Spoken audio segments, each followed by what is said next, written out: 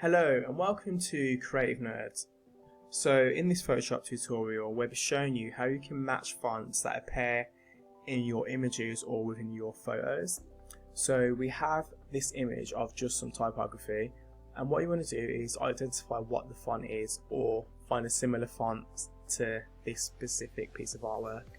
So what we're going to do is select the marquee tool, and we're just going to draw a selection over our typography, which we want to identify what the font is.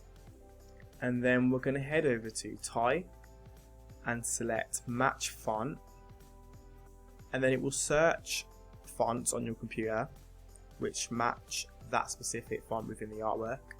So the first two fonts are fonts that I've already got installed, which are similar to the font in the artwork, or you can use some fonts from Typekit, which is search for which match a similar typeface to this specific font.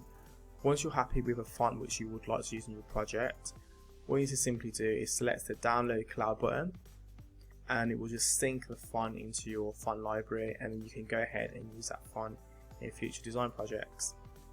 Thanks for watching, and stay tuned to Creative Nerds for further quick tips on how to use Photoshop.